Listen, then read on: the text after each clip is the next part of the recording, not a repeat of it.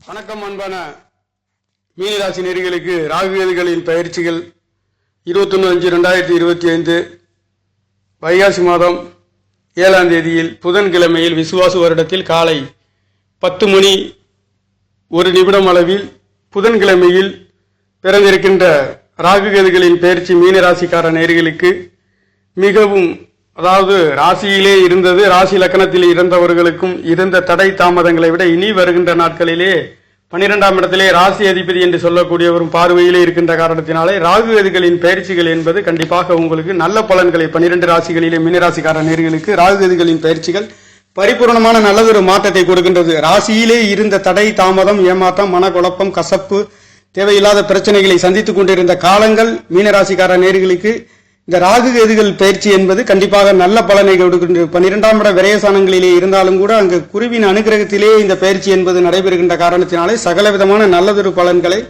ராகுகேதுகளின் பயிற்சி மீனராசிக்கார நேயர்களுக்கு 12 ராசிகளை விட உங்களுக்கு அற்புதத்தை 12ஆம் இடத்திலே ராசியிலே இருக்கின்ற சனி பகவான் என்பது கொஞ்சம் மந்த நிலைமைகளையும் சின்ன சின்ன தடைகளையும் கொடுக்கின்ற ஒரு அமைப்பு. ஆனாலும் தொழில்களிலே மிகவும் அதிருப்தியையும் வெற்றிகளையும் பெறுகின்ற ஒரு ராசி மீனராசியாக இருக்கின்ற அமைப்புகளிலே ராசிநாதன் கேந்திர ஸ்தானங்களிலே 10ஆம் இடத்தையும் உங்களுக்கு 12ஆம் இடத்தை பார்த்தாலும் கூட அவருடைய பார்வை 8ஆம் இடத்திலேயும் விழுகின்ற காரணத்தினாலே கசப்பு தடை தாமதங்கள் அனைத்திலையும் ஐஸ்வர்யங்களை பெறுகின்ற ஒரு ராசி என்று சொல்லக்கூடிய ராசி மீனராசியாக இருக்கின்றது. இந்த மீனராசிக்கார நேயர்களுக்கு ராகுகேது பயிற்சிகள் என்பது ராசியிலே இருந்த ராகு பகவான் 12ஆம் இடத்திலேயும் 7ஆம் இடத்திலே இருந்த தடை தாமதம் கணவன் மனைவிகளிலே தொழில் சம்பந்தப்பட்ட கூட்டாளி தொழில்கள் என்று சொல்லக்கூடிய உறவினர்களிலே இருந்து ஆனாலும் குருவின் அனுகிரகம் இருந்த காரணத்தினாலே ஒரு சில நேரங்களில் தடை தாமதத்தை அணிவித்திருப்பீர்கள்.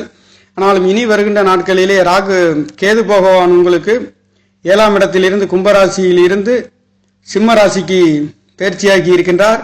ராசியிலே இருந்த ராகு பகவான் பிடித்த பீடை தீர்ந்து விட்டது என்று சொல்லக்கூடிய மிகவும் கொடூரம் வாய்ந்த பாவர் என்று சொல்லக்கூடிய பாவர்களிலே மிகவும் பவர்ஃபுல் கிரகம் என்று சொல்லக்கூடிய ராகு கேதுக்கள் உங்களுடைய ராசியை விட்டு விலகுகின்றது. ஆனாலும் 6ஆம் இடம் என்று சொல்லக்கூடிய ருணரோண சத்ருஸ்தானத்திலே பாவ கிரகங்கள் இருப்பது எதிரிகளை அழிக்கக்கூடிய எதிரிகளை இல்லாத ஒரு அமைப்புகளிலே இனி வருகின்ற நாட்கள் என்பது இருக்கின்றது.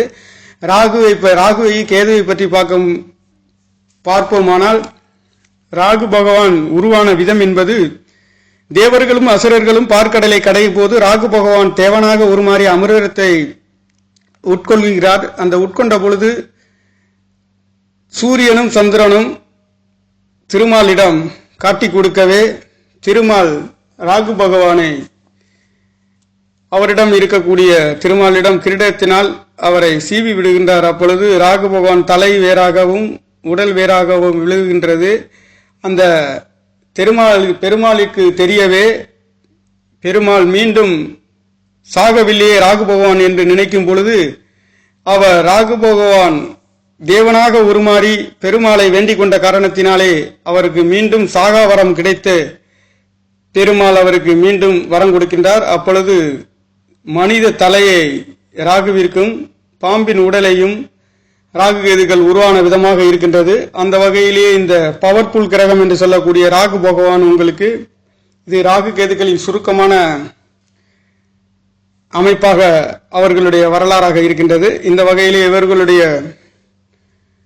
இவர்களை தரிசிக்கும் பொழுது ராகு பகவான் எந்த ராசியில் இருக்கின்றதோ அந்த ராசியை தன்னுடைய ஆக்கிரமிப்புக்குள் வைத்துக் கொள்ளக்கூடிய ராகுவாக இருந்தாலும் கேதுவாக இருந்தாலும் அவர்களுக்கென்று தனியாக ராசி கட்டங்களிலே இடங்கள் கிடையாது. எந்த ராசியில் இருக்கின்றார்கள் அந்த ராசியை ஆக்கிரமிப்பு செய்து கொள்கின்றார்கள். அதே சமயத்தில் இவர்களுக்கு முழு எதிரி என்று சொல்லக்கூடிய கிரகம் சூரியனும் சந்திரனுமாக இருக்கின்றது. அந்த வகையிலே இவர்களுக்கு பிடிக்காத கிரகம் என்று சொல்லக்கூடிய கிரகம் சூரியனும் சந்திரனுமாக இருக்கின்றது.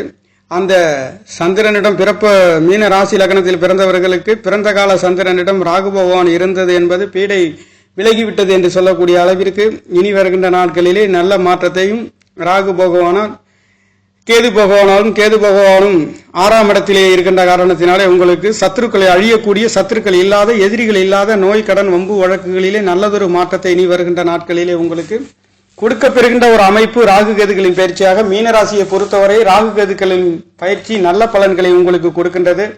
இந்த ராகு பகவான் என்று சொல்லக்கூடியவர் எந்த கிரகங்களை பீடிக்கின்றார்களோ அந்த கிரகங்களை விழுங்கி விடுகின்றார்கள். அந்த வகையிலே அந்த கிரகத்தின் அமைப்புகளையும் செயல்களையும் ராகு பகவானே செயல்படுகின்றார்.